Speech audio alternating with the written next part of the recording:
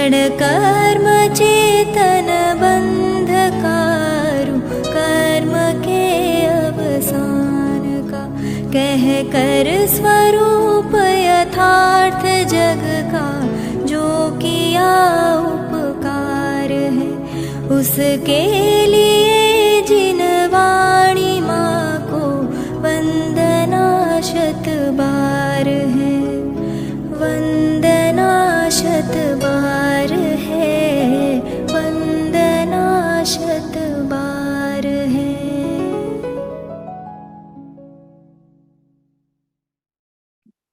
ओम नमः सिद्धेभ्यः, ओम नमः सिद्धेभ्यः, ओम नमः सिद्धेभ्यः।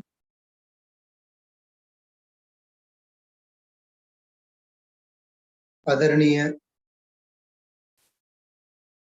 बाबू युगल कुशर जी, जिन्हें हम बाबू जी के नाम से जानते हैं, उनकी एक दीर्घ सूत्री कविता जिसका शीर्षक है भगवान महावीर के प्रति। भगवान महावीर स्वामी के सत्य, अहिंसा, अनेकांत, वस्तु स्वातंत्र्य इत्यादि कई विषयों को लेकर के जगत के जीवों के चित्त में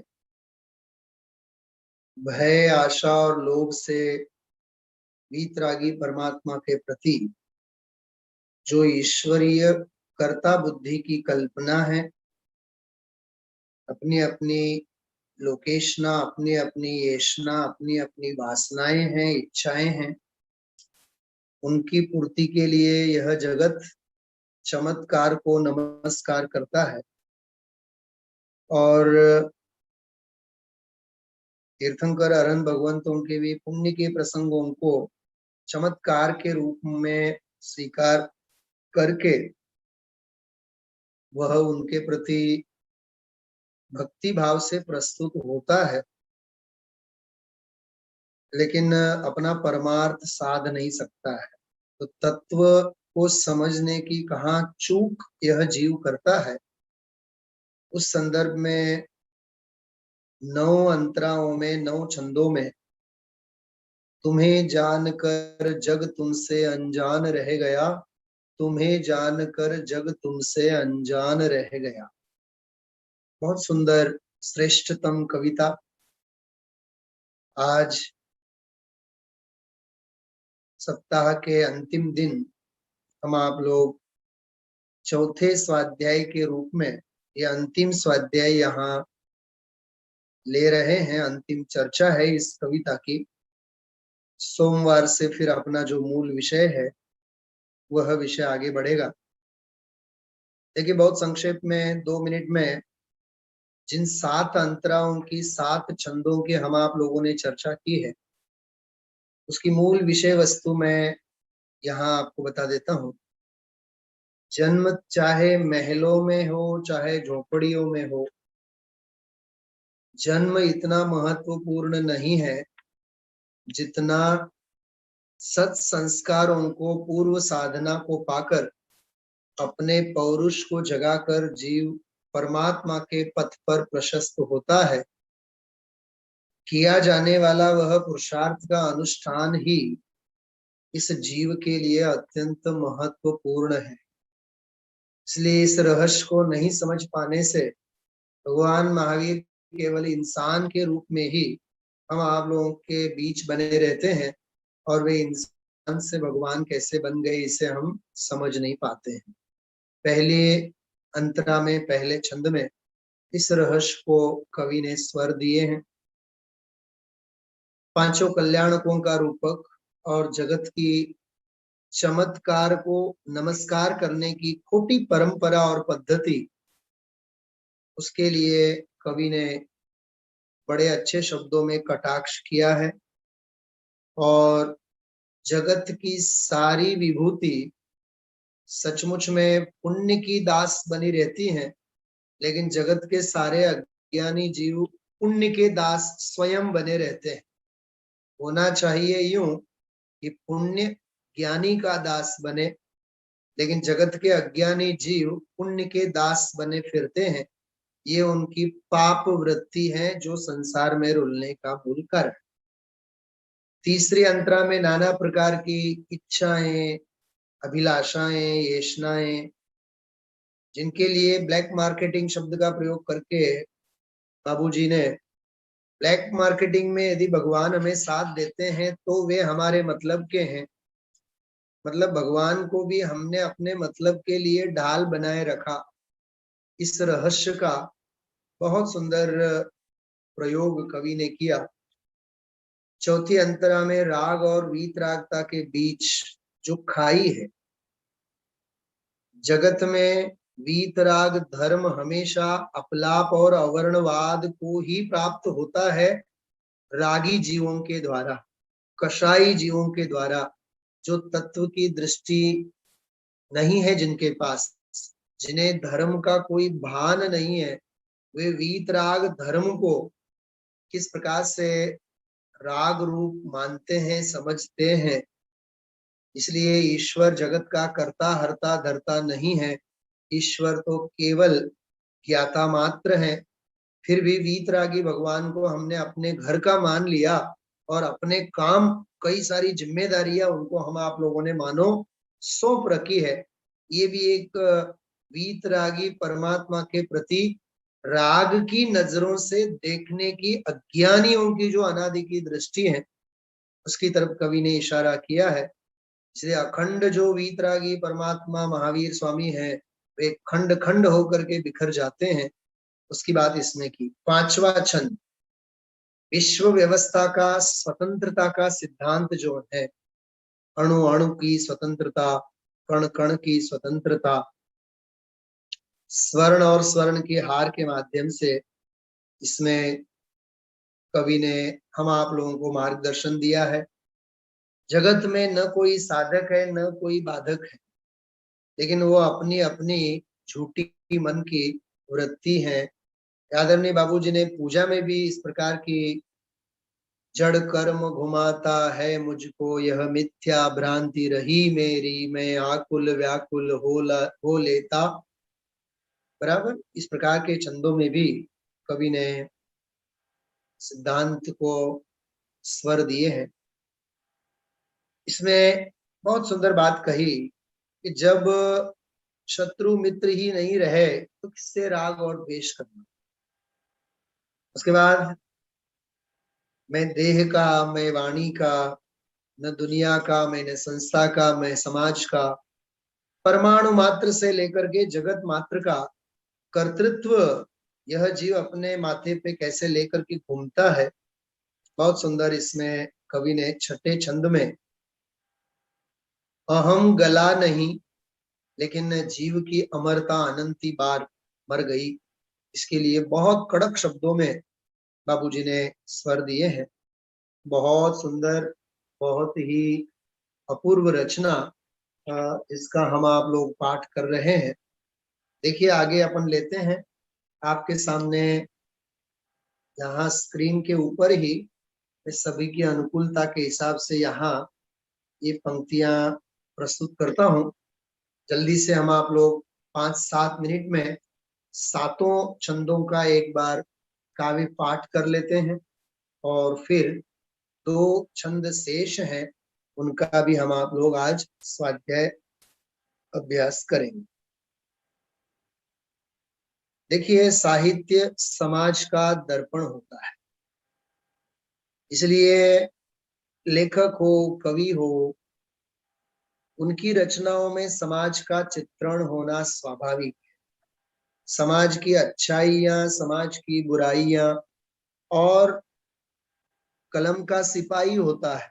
जैसे कोई देश का सिपाही देश की रक्षा करता है, ऐसे युगल जी बाबूजी जैसे कलम के सच्चे सिपाही समाज में व्याप्त जो दुष्संस्कार है, जो गलत भ्रांतियां हैं, गलत भ्रामक कल्पनाएं हैं, उनको निकाल फेंकना और समाज को अपनी कलम के माध्यम से माँ सरस्वती जिनवानी माँ के द्वारा निरूपित यथार्थ मार्ग को प्रशस्त करना, ये उनका एक जन्म सिद्ध अधिकार साक्षात्कार होता है। इसलिए आदरणीय युगल जी बाबू जी ने बहुत सुंदर, बहुत गहरी कलम भगवान महावीर के प्रति इसमें चलाई है।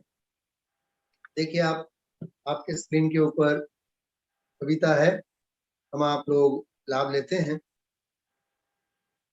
तुम्हें जान कर जग तुमसे अनजान रह गया, तुम्हें जान कर जग तुमसे अनजान रह गया। रे मानव की तरह तुम्हारा जन्म हुआ ही, राजघराने में जन्मे यह बड़ी बात नहीं, महलों में रह कर भी मानव गिर जाता है, और सुमन कांटों में पल कर खिल जाता है। अरे झोपड़ी महल यहाँ कुछ बात नहीं है, अरे झोपड़ी, अरे झोपड़ी महल यहाँ कुछ बात नहीं है। जागे पौरुष मुक्ति कहीं अवरुद्ध नहीं है, पर दुनिया तो इस रहस्य को समझ न पाई। कैसे तू इंसान अरे भगवान बन गया, कैसे तू इंसान अरे भगवान बन गया, तुम्हें जान कर जग तुमसे अनजान रह गया।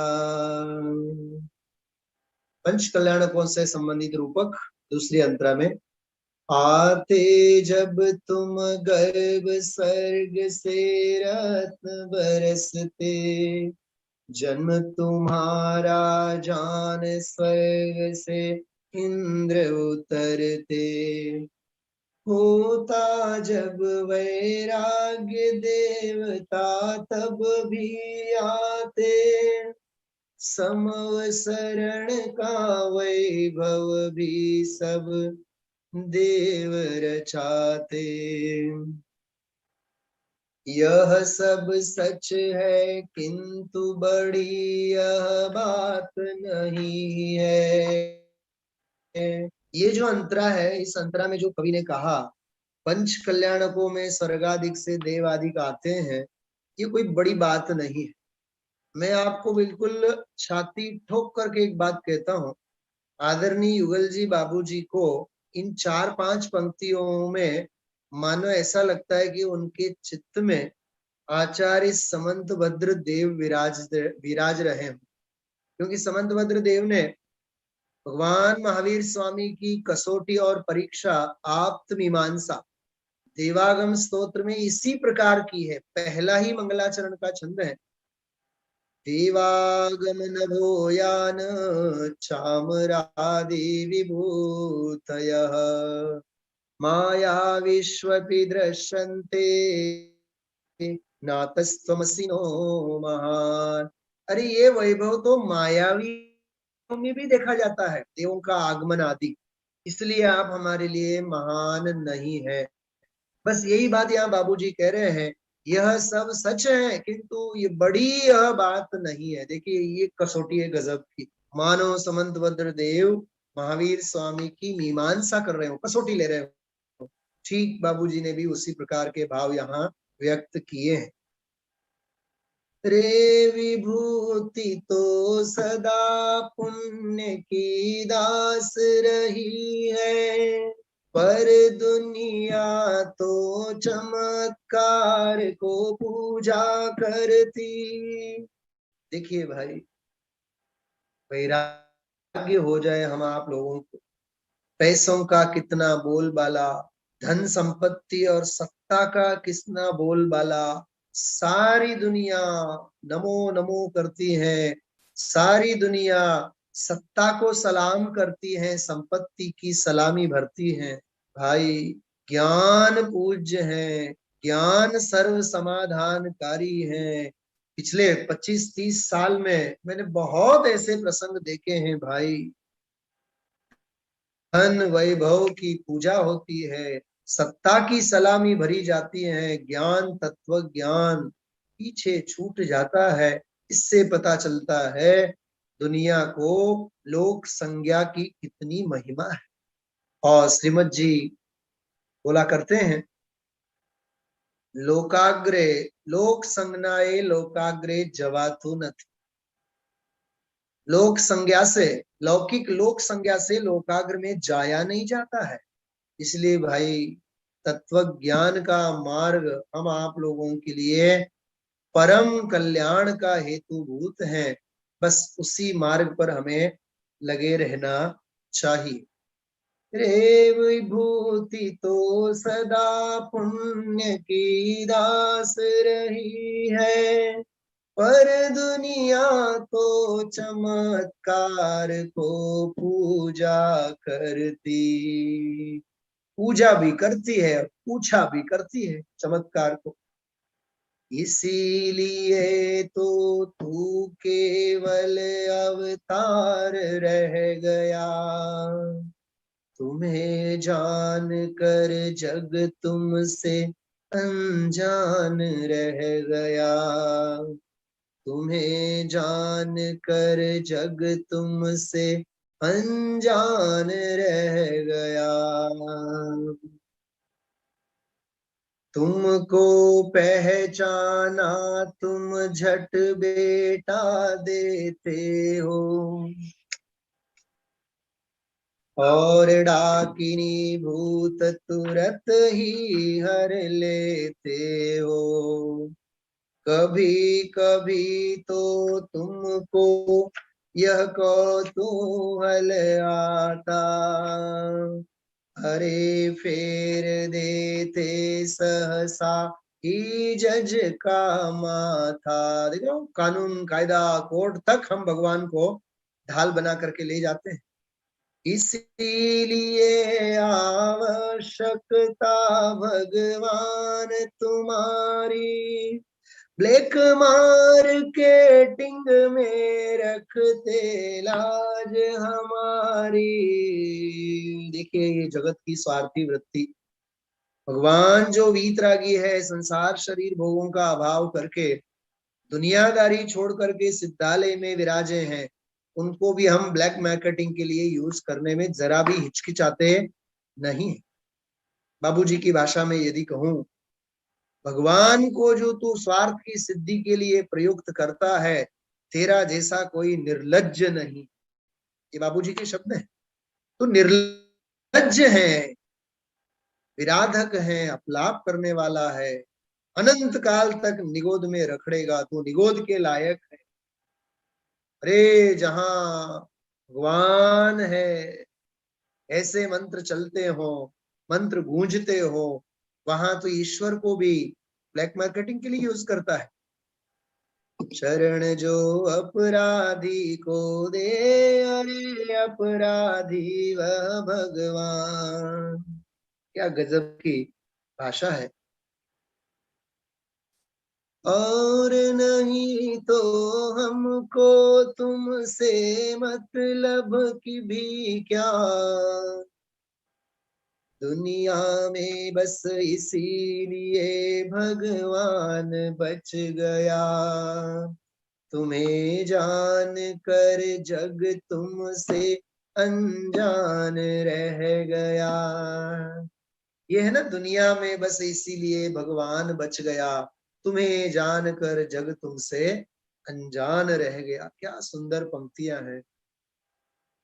आगे देखिए, करता है खिलवाड़ राग यो वीत राग से, सुनता गाली वीत राग रे अधम राग से, होता है भगवान वीतरागी निश्चय ही, जिसे राग का पक्ष लेश भी शेष रहा नहीं, वह निर्माण और विध्वंस नहीं करता है, सुख दुख देने का उपक्रम वह करता है।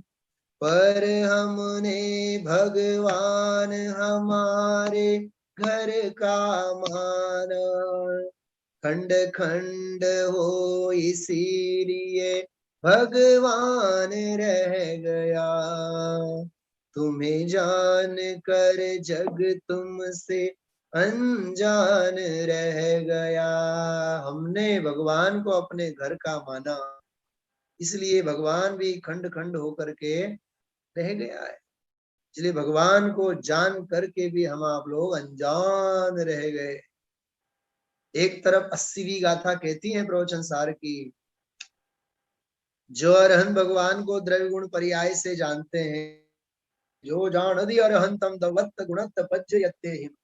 यहाँ कह रहे हैं भगवान तुम्हें जान करके भी हम अनजान रह गए, इससे बड़ा और दुर्भाग्य क्या हो सकता है। चलिए 4 अंतराएं हम आप लोगों ने अभी पाठ के रूप में लिए। आगे मैं अभी पाठ नहीं करता हूं, क्योंकि आगे जो 2 अंतराएं हैं उन 2 अंतराओं की तरफ हम आप लोग आगे बढ़ते हैं। देखिए अंतिम 2 अंतराओं में हम आप लोग काव्य लेते हैं। बहुत सुंदर गहरे भाव, गहन गंभीर चर्चा आदरणीय बाबूजी कर रहे हैं।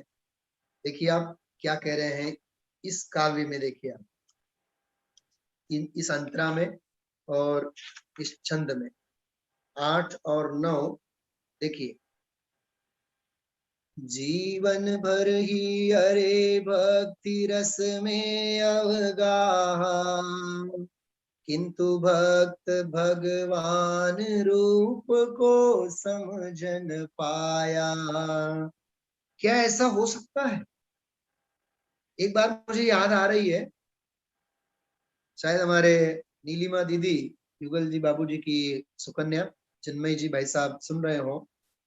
जयपुर में लगभग 90-95 में जब बाबूजी वहां जाया करते थे, एक बार मध्याह्न में तत्व चर्चा में किसी ने एक ने प्रश्न पूछा कि बाबूजी, शास्त्रों में ऐसा आता है कि जल में मीन प्यासी, सिद्धांत के संदर्भ में, जिनागम के संदर्भ में इसका क्या अर्थ है? तो गुरुदेव बाबूजी ने यही बात बताई थी, जीवन भर भक्ति रस में डूबा रहे, तत्व ज्ञान के साथ सटा रहे, फिर भी तत्व ज्ञान से अनजान रहे। पानी में मीन प्यासी, जल मेरे आगी लाग, पर्याय के पीछे बैठा भगवान तेरा जाग। यही बात गुरु यहाँ बाबूजी ने वहां कही थी, यही बात यहाँ कह रहे हैं।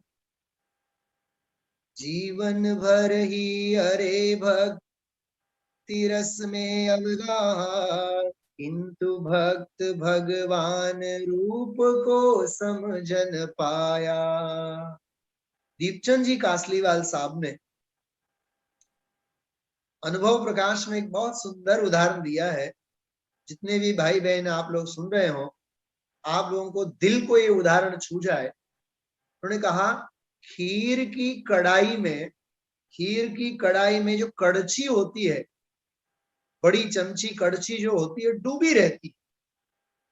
वो घंटों उसमें डूबी रहती है। खीर के जन्म, गर्भ कल्याणक से लेकर के जन्म कल्याणक से लेकर के सारी दुनिया उस कड़छी से खीर ले करके पेट भर करके खा करके चली जाती है, लेकिन वो खीर में डूबी हुई जो कड़छी है, वो एक पल के लिए भी खीर खा नहीं सकती, खीर को पी नहीं सकती है, वो बिल्कुल अनजान रहती है। तो जब कड़छी भी जब उस खीर से अनजान रहती है, भूखी की भूखी रहती है और सिकती रहती है गर्म खीर में, ठीक वैसे ही तो हमारा भी सबका हाल है।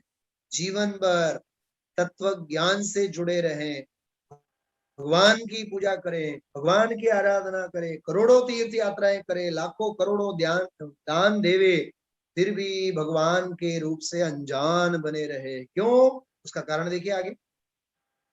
अरे बाह्य के चाकचिक्य में ऐसा उलझा। ये चाकचिक्य क्या होता है? गूगल जी बाबूजी का एक पेटेंट शब्द है। चाकचिक्य मतलब दुनिया का आश्चर्य, चमक दमक। गुरुदेव श्री की भाषा में, अरे स्त्री पुत्र परिवार बाहर ना बदा, संयोगो रूपाळो शरीर, करोड़ों अब्जोनी संपत्ति, गाड़ी वाड़ी लाड़ी आ बधा, स्मशान ना मसान ना फॉस्फरस। फॉस्फरस मतलब बाहर की चमक, चमक दमक। अरे बाय के चाक चिक में ऐसा उलझा, मुंह में पानी आता है। करोड़ों की जब संपत्ति मिलती है, अरे मकान अपने नाम होता है, धंधा बढ़ता है, धंधा व्यापार बढ़ता है, लाखों करोड़ों की कमाई होती है, ग्राहकों की लाइन लगती है धंधा व्यापार में, इस जीव को मुंह में पानी आता है। गुरुदेव श्री बोलते हैं, मुको आजे लापसी, आजे घनी कमाणी करी। अभी 4-6 दिन पहले परमात्म प्रकाश में व्याख्यान में गुरुदेव श्री ने बोला था, बायडी ने कहे कि बोल तारे सोना ना कया दागी ना करावा। बोलो, पैसा आवे तो अपनी बीबी को गहने बनाने के विकल्प होते हैं, इस जीव को सोना खरीदने के विकल्प होते हैं। क्या इस धन संपत्ति जो पुण्य के उदय से आया, परमात्म प्रकाश में ही यही गाथा।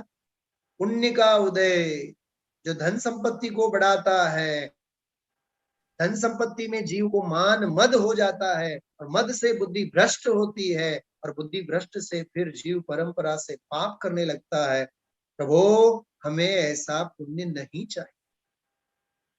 अरे बाय के चाक चिक में ऐसा उलझा, भीतर था भगवान और बाहर से पूजा।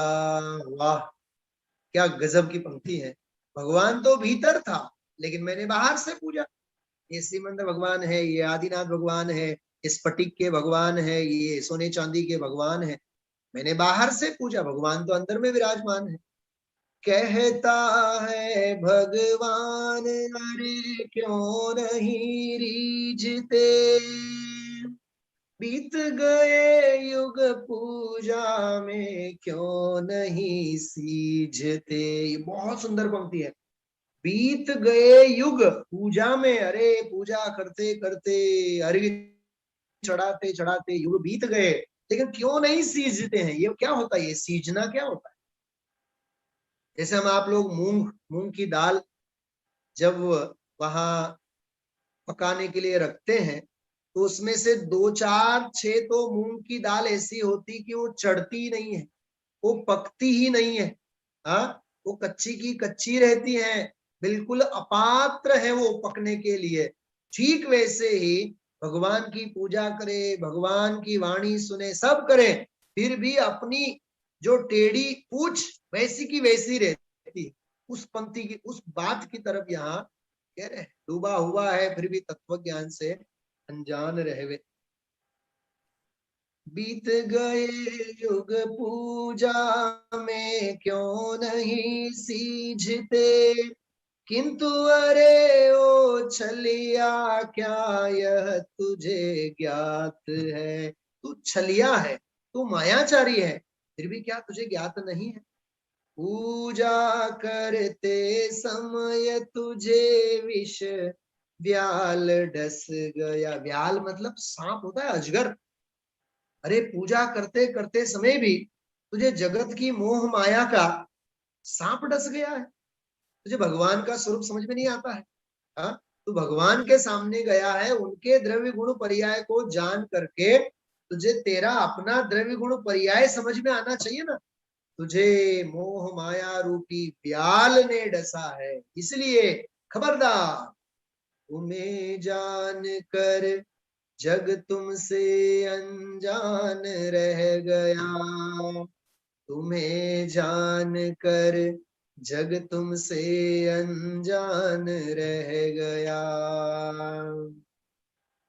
देखिए अंतिम अंतरा है, भक्त सदा चलता है रे भगवान डगर पर। देखिए मैं स्क्रीन के ऊपर रखता हूं, बहुत सुंदर पंक्तियां हैं। भक्त सदा चलता है रे भगवान डगर पर। क्या कह रहे हैं? भक्त सदा चलता है रे भगवान चरण पर, वही डगर पर, चरण पर। वीतराग का भक्तन जाता राग डगर पर। वाह क्या कहा! अरे हमारे जिनेंद्र भगवान वीतरागी हैं, उनका मार्ग वीतराग पोषक है। हमारे निर्ग्रंथ गुरु वीतरागी हैं। पिता झलक जो पुत्र में दिखती, भक्त सदा चलता है रे भगवान डगर पर, भगवान के चरणों के पद चिन्हों पर चलता है। वीतराग का भक्त कभी न जाता राग डगर पर, कभी भी कषायों के मार्ग पर, राग के मार्ग पर। जिन धर्म का भक्त जिनेंद्र भगवान का भक्त, वीतराग का भक्त जा नहीं सकता है। और अरे दोनों में है कितना सा अंतर। देखो वीतरागी भगवान में और रागी जगत के जीवों में क्या अंतर है, देखो कितनी सुंदर बात है। एक चल चुका, बस एक तो चल चुके हैं, सिद्ध बने हैं, वीतरागी बने हैं, और दूसरा एक चल रहा है रे पथ पर। क्या गजब की सुंदर पंक्ति है, देखो इससे बढ़िया क्या कविता हो सकती है। एक चल चुका, एक चल रहा है रे पथ पर। ओ हो, एक चल चुके हैं, एक चल रहे हैं। चल चुके हैं वे हमारे अरहंत सिद्ध पंच परमेष्ठी हैं, और जो चल रहा है वो साधक है, आचार्य उपाध्याय साधु सम्यक दृष्टि ज्ञानी धर्मात्मा है। व्रति अव्रति आत्मार्थी सम्यक दृष्टि आत्म साधक जीव है। शक्ति तुल्य है अंतर थोड़ा सा पौरुष का। शक्ति तो तुल्य है, समान है दोनों के बीच, परंतु थोड़ा सा पौरुष है। और आत्मा परमात्मा में अंतर भी क्या। अरे आत्मा और परमात्मा में अंतर ही है क्या। जो आत्मा आत्मा को आत्मा जानता है, आत्मा में लीन रहता है, वही तो परमात्मा कहलाता है। अभी आज मध्याह्न में भगवती आराधना की बहुत सुंदर पंक्तियां में पढ़ रहा था, इतनी अद्भुत बात वहां आई। ध्यान किसे कहते हैं? तो कहते हैं मन और 5 इंद्रिय के विषयों की चंचलता से रहित जो स्वरूप और स्वभाव में डूबा हुआ ज्ञान है, वही ध्यान कहलाता है। भगवती आराधना में ध्यान की व्याख्या ये कही, आप सोचिए तो सही। और आत्मा परमात्मा में अंतर भी क्या, भक्त और भगवान मुक्ति की बातें करते। हा हा हा, भक्त भी और भगवान मुक्ति की बातें करते हैं। मुक्ति कलायों सीख भक्त भगवान बन गया।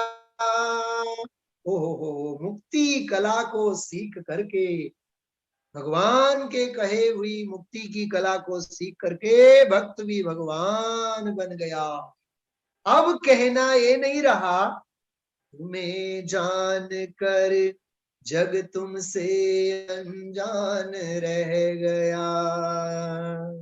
अब ये कहने की आवश्यकता नहीं है। देखो फिर भी इस काव्य के संकलन में बार बार लिखी गई पंक्ति है, तुम्हें जान कर जग तुमसे अनजान रह गया।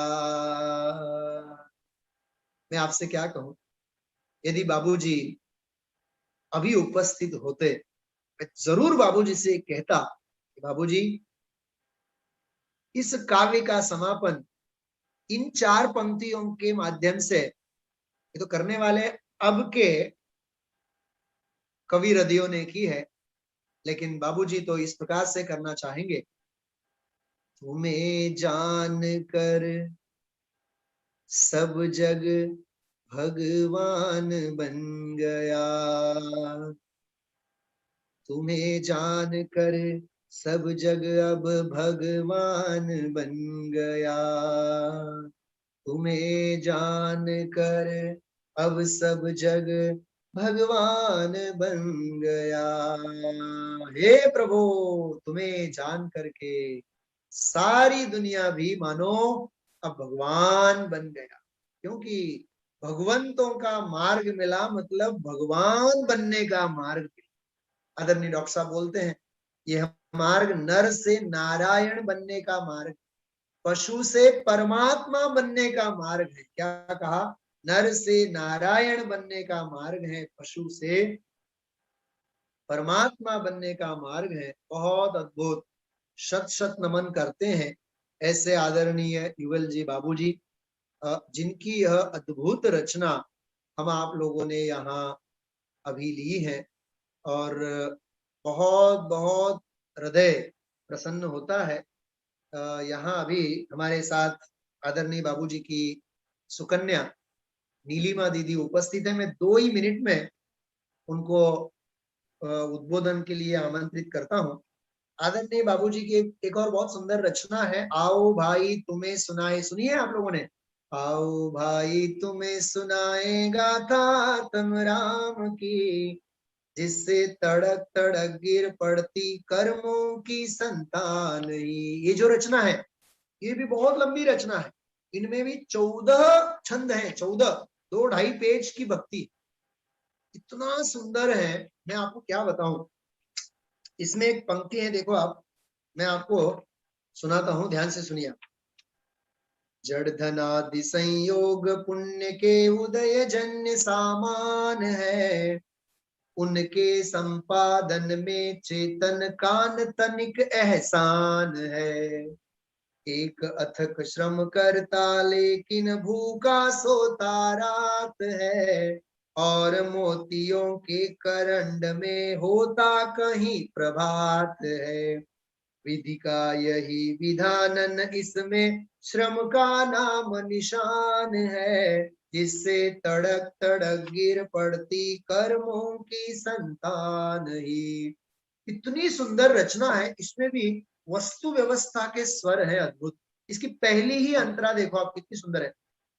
लदा गधों के साथ रे जो सिंह कोई लासानी है, या निज को अंग्रेज समझता कोई हिंदुस्तानी है, रे अनंत वैभव का स्वामी। सुनना ध्यान से, रे अनंत का वैभव स्वामी, निपट भिखारी बन फिरता खाक छानता, 84 की फिर भी पेट नहीं भरता। कोई अरे नादानी में यह दीन दशा भगवान की। क्या कहा? कोई अरे नादानी में यह दीन दशा भगवान की, जिससे तड़क तड़क गिर पड़ती कर्मों की संतान ही। एक एक शब्दों को घोल करके पीने जैसी है कल्पनाएं, बहुत अद्भुत रचनाएं। सच में ऐसे कवि हृदयों का अपने मुमुक्षु समाज में से निकल पड़ना, ये हम आप लोगों के लिए साहित्य संपदा की बहुत बड़ी नुकसानी। फिर भी शब्द देह के रूप में आदरणीय बाबूजी जैसे कवि हृदय जो हम आप लोगों के साथ विराजमान है आज साहित्य के रूप में, इसलिए मैं एक छंद यहाँ से बोलता हूं और फिर उसके बाद नीलिमा दीदी को मैं यहाँ अभी अवसर देता हूं। तेरे विकीर्ण गुण सारे प्रभु मुक्ता मोदक से सघन हुए, अतएव रसास्वादन कर तेरे घनीभूति अनुभूति लिए। सभी हाथ जोड़िए और इस पंक्ति को बोलिए मेरे साथ।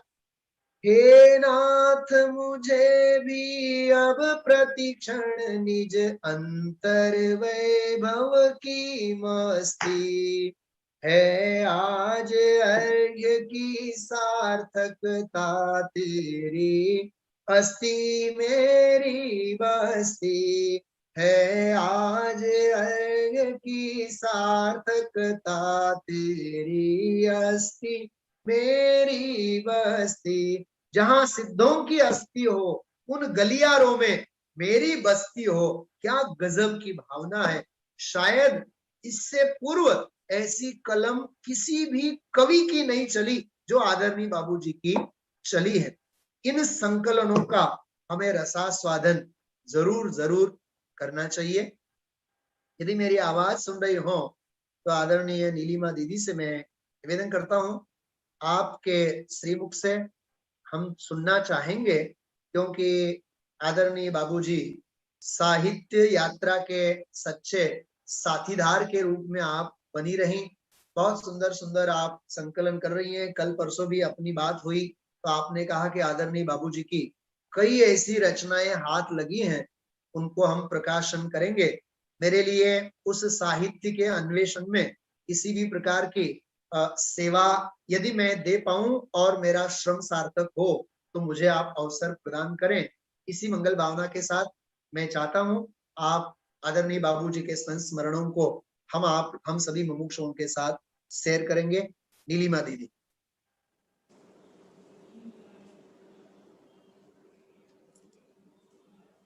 जी।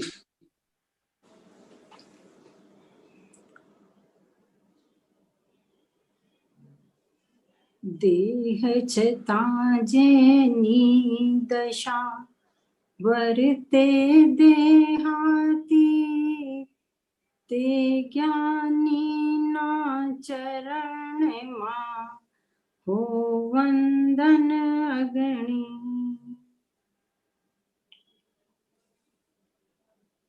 महापुरुष तो जग में आते जाते जग को दे जाते हैं, किंतु जो हरि ही हीरों का अद्भुत मोल चुका पाते हैं, अद्भुत मोल चुका पाते हैं। इन्हीं पंक्तियों के साथ हमारे सम्माननीय विद्वान श्री सुनील भैया, तत्व रसिक साधर्मी परिवार, आप सभी के बीच में मैं अपने को पाकर बड़ी प्रसन्न अनुभव कर रही हूं। हम और आप सभी बड़े सौभाग्यशाली हैं कि श्री सुनील भैया निरंतर नियमित रूप से पूज्य गुरुदेव श्री की तत्वधारा को, उनके गहन चिंतन को, उनकी अनुभूतियों को ज्यों का त्यों यथोक्त भावों के अनुसार आप सभी तक पहुंचा रहे हैं। बहुत ही कम ऐसे जीव होते हैं जो ज्ञानी पुरुषों से अपने चिंतन को मिलाकर और इस जगत को बांट पाते हैं। वह प्रसाद हम सभी को, आप सभी को, और जो इस तत्व ज्ञान में रचे पचे जीव हैं उन्हें मिल रहा है। स्वाध्याय की यह परंपरा, यह धारा जीवों के आत्म कल्याण के लिए बड़ी श्रेयस्कर है। अभी अभी कुछ परिवर्तन हुआ। महावीर जयंती के उपलक्ष्य में भैया ने पूजनीय बाबूजी द्वारा रचित महावीर के प्रति जो काव्य रचना है उसका बड़ा ही सुंदर, गहरा एवं बाबू जी के भावों के अनुसार सुंदर भावात्मक अर्थ आपके समक्ष प्रस्तुत किया। रचना तो बहुत पुरानी है, मेरा जन्म नहीं हुआ था, उससे भी पहले पूजनीय बाबू जी ने इसका लेखन कर लिया था। लेकिन यह तो एक ऐसा ही विधि का विधान होता है, क्योंकि बाबू जी को अपनी रचनाएं बाहर लाने का किंचित भी लोभ नहीं था। मैं तो हमेशा बाबू जी के निकट ही रही, बहुत आग्रह भी करते रहे सभी बंधु, मुमुक्षु बंधु और मैं भी, परिवार भी। लेकिन बाबू जी तो मौन हो जाते थे अपने साहित्य के प्रति, लिखकर डाल दिया करते थे, एक और रखी रह जाती थी, पुनः उसे उठाकर भी नहीं देखते थे। उन्हें स्वयं को पता नहीं कि मैंने क्या लिख लिया। ये कुछ रचनाएं, कुछ लेखन मैं बाबू जी के छिपकर अपनी डायरी में कर लिया करती थी, तो इसलिए कुछ रचनाएं शेष बच गई। तो ऐसी कई रचना है, जैसे गुरुदेव को समर्पित तूफान कविता, वह भी मेरे जन्म के पूर्व ही बाबूजी ने सन 60-62 में ये लिख ली थी।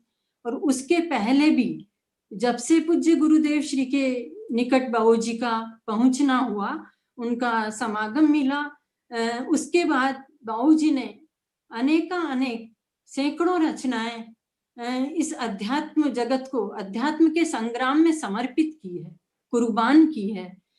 गुरुदेव श्री को भी समय समय पर बहुत कविताएं बाबूजी ने समर्पित की, कुछ प्रसंगों पर और कुछ ऐसे ही अंतरंग भावों से। तो इस तरह से हम देखते हैं कि यह तो एक सहज विधि का विधान ही होता है कि हर कार्य अपने समय पर ही होता है, और ये रचना पहले कभी सामने नहीं आई। सच कहूं, हम लोग महिला मंडल में इसी कविता का हमने बहुत पाठ किया। महावीर जयंती के उपलक्ष्य में इसे पढ़ा करते थे, बोला करते थे। लेकिन सच में अभी भैया ने जो एक इसका अर्थ वांचन किया है, इसके अर्थ को जैसे मन तृप्त नहीं हो रहा था, उसे खोल कर उसकी डेप्थ में जाकर एक एक पंक्ति, एक एक छंद को उन्होंने इतना उसका MRI करके इतना बिखेर कर हमारे समक्ष रखा। मैंने खुद ने भी सुना, पूर्व में कभी ऐसे भाव मुझे भी ज्ञात नहीं हो पाए, मैं समझ नहीं पाई। और वास्तव में ऐसी इसमें कुछ ऐसे चटपटे व्यंग हैं, उन चटपटे व्यंगों से पता चलता है कि महावीर को हम किस रूप में पूछते हैं, उनको किन अभिलाषाओं के साथ, कि कैसी थोती मान्यताओं के साथ, कुछ कुरीतियों के साथ, कुछ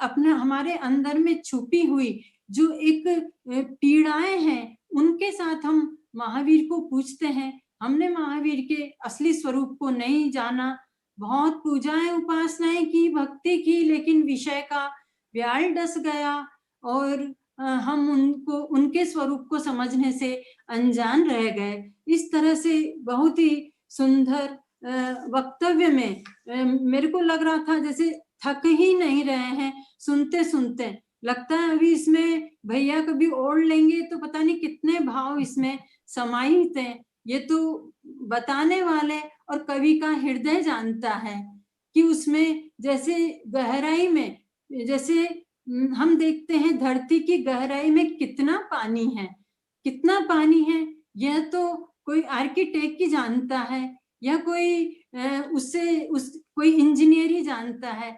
ऐसे ही यहाँ पर बता रहे हैं कि भैया भी खुद साहित्य में बहुत ऊंचे उत्कृष्ट कोटि के एक लेक्चरर हैं, तो वो उनके भावों को पकड़ पाए, उनके भावों को समझ पाए, और अभी हम सभी के सामने उसकी प्रस्तुति हुई। यह हम सभी के लिए बहुत खुशी की, प्रसन्नता की बात है। हमारा मन बहुत हर्षित है। तो ऐसा ये एक संक्षिप्त सा इस काव्य के संबंध में हमने 3-4 दिन में भैया से बहुत सुंदर उसका प्रस्तुतिकरण सुना।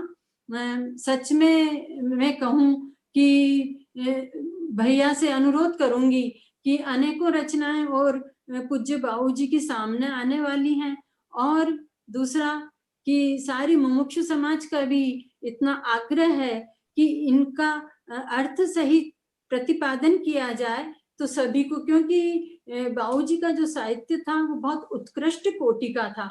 उसकी भाषा शैली और उसमें जो छंद अलंकारिक जो छटा है वो बहुत ही अनहोनी है, अनोखी है, अनूठे ढंग की है। सच में वहां तक हर किसी की पहुंच नहीं हो सकती। ये तो कोई विरला ही जीव होता है जो उस साहित्य को छू सके। अभी तक अनछुआ पड़ा था, इसे भैया ने छुआ। यह वास्तव में अभी वर्तमान में हमारे लिए एक धन्य घड़ी है, धन्य अवसर है। तो सच में लगता है कि ऐसे नए नए तथ्य इसमें से हमारे सामने आए हैं। बाबूजी के संबंध में मैं कुछ बोलूं, क्या बोलूं। सच में लगता है कि मैंने इस घर में जन्म लेकर पूज्य बाबूजी जैसे मेरे पिताश्री, वो मेरे पिताश्री, मेरे शिक्षा गुरु, मेरे दीक्षा गुरु भी पूज्य बाबूजी रहे। इसलिए ऐसा उनका त्रिमुखी संगम, ऐसा व्यक्तित्व था। मैं अपने आप को बहुत सौभाग्यशाली, या लाखों जीवों को ऐसे महापुरुषों का, ज्ञानी पुरुषों का समागम नहीं मिलता, लेकिन मुझे वो समागम मिला और उन्होंने मुझे ऐसे संत तत्व ज्ञान के इस सौरभ से, तत्व ज्ञान की बगिया से मेरे जीवन को सजाया, मेरे को कदम कदम पर सन्मार्ग की प्रेरणा दी। मुझे ही नहीं, सारी मुमुक्षु समाज को, सारे देश को उनकी कोमल भावनाएं, उनका उदात्त हृदय सभी को प्रेरणा, सन्मार्ग की प्रेरणा देता रहा, तत्व ज्ञान का संदेशा पहुंचाता रहा। इस तरह से बाबूजी ने हमारे परिवार को एक बहुत बड़ी धरोहर दी है। वे स्वयं हमारी धरोहर थे और अपनी उस तत्व ज्ञान की धरोहर को वे हमें सौंप गए हैं। हमारा कर्तव्य है कि हम उसे संभाल के रखें। उनका व्यक्तित्व तो इतना विराट, इतना विशाल और इतना विरल था, क्या कहूं। क्या वो मेरी मुट्ठी में बंद हो गया?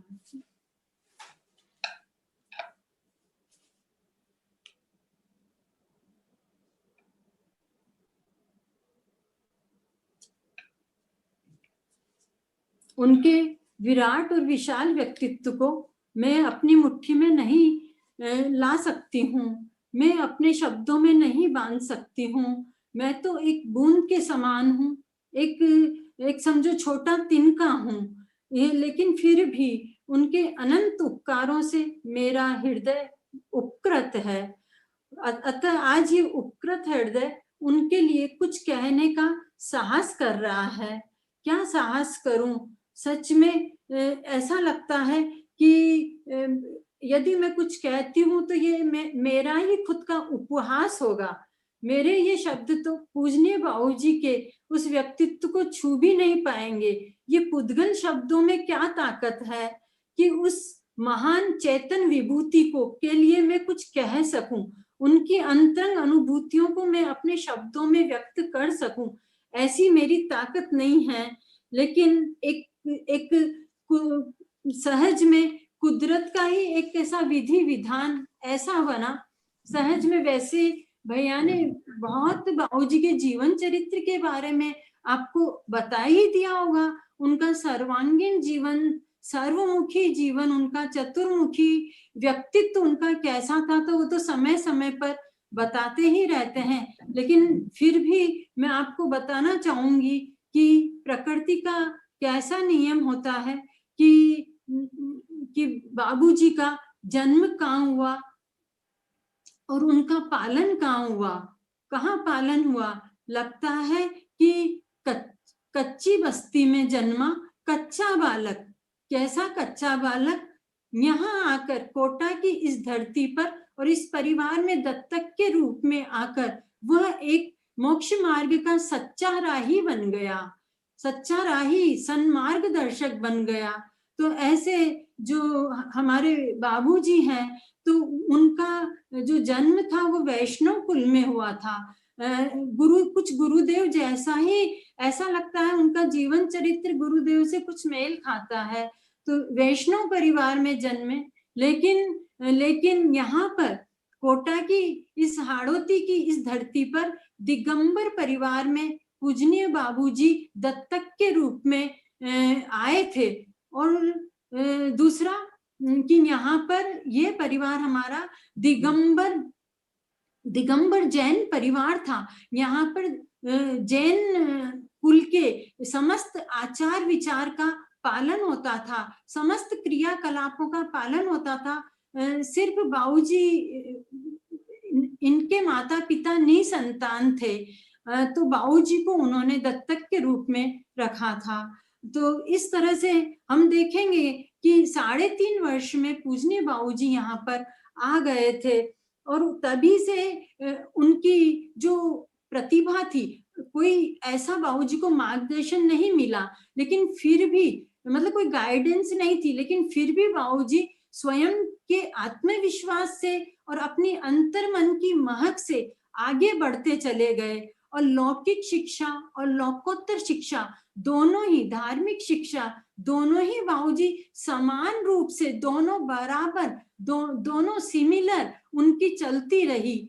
13-14 वर्ष में जब बाबूजी पहुंचे थे, 14 वर्ष में, और बचपन से ही बहुत कुशाग्र बुद्धि थे, स्मरण शक्ति बाबूजी की बहुत तीव्र थी, इसलिए लौकिक क्षेत्र में, लौकिक शिक्षा में भी उन्होंने बहुत स्थान पर बहुत टॉप किया। 13-14 वर्ष की उम्र में बाबूजी को काव्य का सपना साकार हो गया था। भैया का कहना था कि बाबूजी कब काव्य रचनाएं कब हुई, तो 13-14 वर्ष की उम्र से ही वो काव्य रचना करने लगे थे। उस समय आजादी का बहुत जोर चल रहा था, स्वतंत्रता संग्राम का युग था, और उसमें बाबूजी जुड़ गए थे। तो बाबूजी आजादी पर, मतलब अंग्रेजों का जुल्म था, तो बाबूजी अंग्रेजों पर और भारत पर और देश पर और बापू पर बड़ी ओजस्वी कविताएं लिखा करते थे। और बाबूजी से हमने पूछा, बाबूजी आप कैसे लिख लिया करते थे, कोई मार्गदर्शन तो था नहीं। बाबूजी बोले, मुझे कवि बनने का एक, अंदर से ही मेरे को कवि बनने का शौक था, और सहज में ही ये प्रतिभा किसी की दी हुई नहीं होती, यह जन्मजात होती है, सहज होती है, किसी गुरु के सापेक्ष भी नहीं होती, किसी गुरु के द्वारा सिखाई गई नहीं होती है।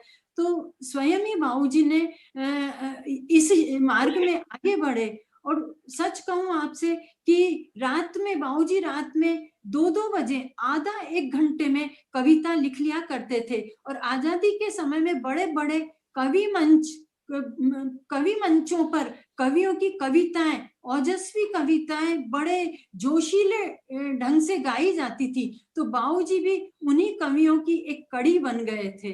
और बाबूजी ने स्वयं ने लिखा है कि कवि सम्मेलन की बाढ़ सी आ गई थी, बाढ़ जैसी आ जाती थी उन दिनों में। तो इस तरह से बाबूजी की काव्य रचना की शुरुआत देशभक्ति की कविताओं से हुई है, राष्ट्रीय रचनाओं से हुई है। उसके पश्चात एक सहज, बाबूजी धार्मिक क्षेत्र में तो स्वाध्याय वगैरह में तत्पर रहते थे, बड़ी गहराई से बड़े बड़े ग्रंथों का अध्ययन कर चुके थे, लेकिन फिर भी तत्व ज्ञान बिल्कुल नहीं था। सहज देखिए, स्वर्ण सौरभ योग बना, और पूज्य बाबूजी सोनगढ़ की, स्वर्णपुरी की उस धरती पर पहुंचे, और जैसे ही गुरुदेव के प्रथम बार जब गुरुदेव से भेंट हुई, उनके दर्शन किए और वहां पर गुरुदेव के प्रवचन आदि सुने, तो बाबूजी की सारी मिथ्या मान्यताएं, जो उल्टा तत्व ज्ञान था, वो सारा एकदम सुलटा हो गया। स्वयं बाबूजी से हमने पूछा, बाबूजी प्रथम बार आप जब गुरुदेव के निकट पहुंचे तो आपको कैसा लगा वहां पर? गुरुदेव के दर्शन कर बाबूजी एकदम प्रसन्नता से भरकर बोले कि मेरे सारे उल्टे घड़े सीधे हो गए और मेरी सारी मिथ्या मान्यताओं का प्रक्षालन हो गया। गुरुदेव की वज्रवाणी ने मेरे उस मिथ्यात्व पर, मोह पर वज्रपात किया। ऐसे बाबूजी के वचन थे।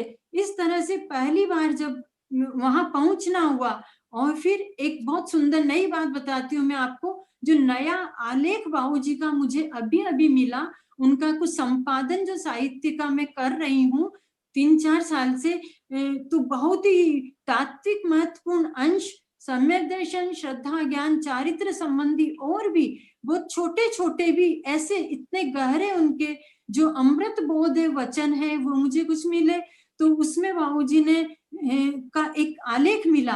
वो सन 50 जब बाबूजी गुरुदेव के निकट पहुंचे थे, तो सन 50 में जब बाबूजी वहां से 10-15 दिन रहे और एकदम बदल गया चिंतन।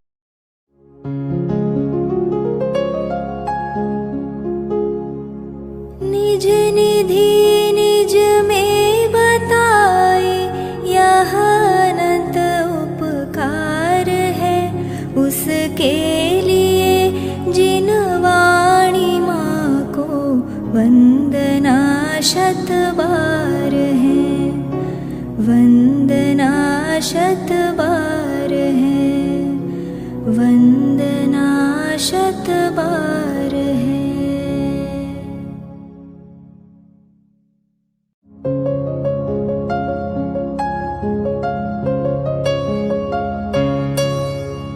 हे जिन वाणी भारती तो ही जपो दिन रैन, जो तेरी शरणा गहे सो पावे सुख चैन।